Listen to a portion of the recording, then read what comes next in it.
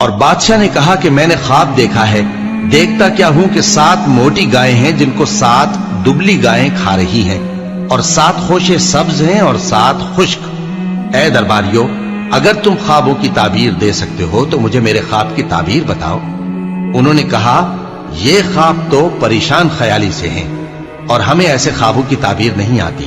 اور وہ شخص جو دونوں قیدیوں میں سے رہائی پا گیا تھا اور جسے مدت کے بعد وہ بات یاد آ گئی، بول اٹھا کہ میں آپ کو اس کی تعبیر لا بتاتا ہوں، مجھے قید خانے جانے کی اجازت دیجیے۔ غرض وہ یوسف کے پاس آیا اور کہنے لگا، یوسف، اے بڑے سچے یوسف، ہمیں اس خواب کی تعبیر بتائیے کہ 7 موٹی گایوں کو 7 دبلی گائیں کھا رہی ہیں، اور 7 خوشے سبز ہیں اور 7 سوکھے، تاکہ میں لوگوں کے پاس واپس جا کر تعبیر بتاؤں۔ عجب نہیں کہ وہ تمہاری قدر جانے۔ انہوں نے کہا کہ تم لوگ 7 سال متواتر کھیتی کرتے رہو گے، تو جو غلہ کاٹو تو تھوڑے سے غلے کے سوا جو کھانے میں آئے باقی کو خوشوں میں ہی رہنے دینا۔ پھر اس کے بعد خشک سالی کے 7 سخت سال آئیں گے کہ جو غلہ تم نے جمع کر رکھا ہوگا وہ سب کو کھا جائیں گے، صرف وہی تھوڑا سا رہ جائے گا جو تم احتیاط سے رکھ چھوڑو گے۔ پھر اس کے بعد ایک ایسا سال آئے گا کہ خوب مے برسے گا اور لوگ اس میں رس نچوڑیں گے۔ اور یہ تعبیر سن کر بادشاہ نے حکم دیا کہ یوسف کو میرے پاس لے آؤ۔ سو جب قاصد ان کے پاس گیا تو انہوں نے کہا کہ اپنے آقا کے پاس واپس جاؤ اور اس سے پوچھو کہ ان عورتوں کا کیا حال ہے جنہوں نے اپنے ہاتھ کاٹ لیے تھے، بے شک میرا پروردگار ان کے فریب سے خوب واقف ہے۔ بادشاہ نے عورتوں سے پوچھا کہ تمہارا کیا قصہ تھا جب تم نے یوسف کو اپنی طرف مائل کرنا چاہا؟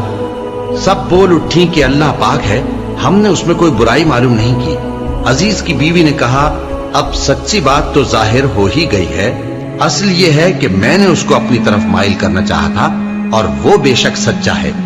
یوسف نے کہا کہ میں نے یہ بات اس لیے پوچھی ہے کہ عزیز کو یقین ہو جائے کہ میں نے اس کی پیٹھ پیچھے اس کی امانت میں خیانت نہیں کی، اور اللہ خیانت کرنے والوں کی چال کو چلنے نہیں دیتا۔ اور میں اپنے آپ کو پاک صاف نہیں کہتا، کیونکہ نفس امارہ انسان کو برائی ہی سکھاتا رہتا ہے، مگر یہ کہ میرا پروردگار رحم فرمائے، بے شک میرا پروردگار بخشنے والا ہے، مہربان ہے۔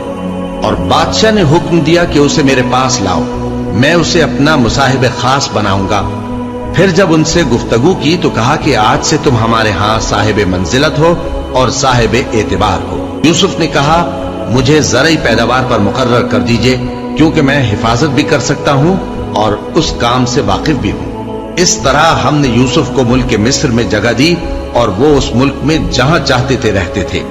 ہم اپنی رحمت جس پر چاہتے ہیں کرتے ہیں اور نیکوکاروں کے اجر کو ضائع نہیں کرتے، اور جو لوگ ایمان لائے اور ڈرتے رہے ان کے لیے آخرت کا اجر بہت بہتر ہے۔ اور یوسف کے بھائی کنعان سے مصر میں غلہ خریدنے کے لیے آئے تو یوسف کے پاس گئے، تو یوسف نے ان کو پہچان لیا اور وہ ان کو نہ پہچان سکے۔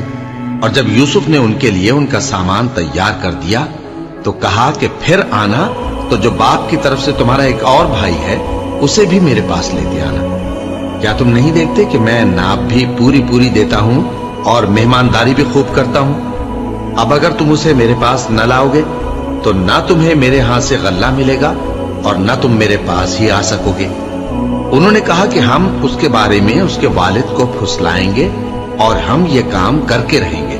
اور یوسف نے اپنے خدام سے کہا کہ ان کا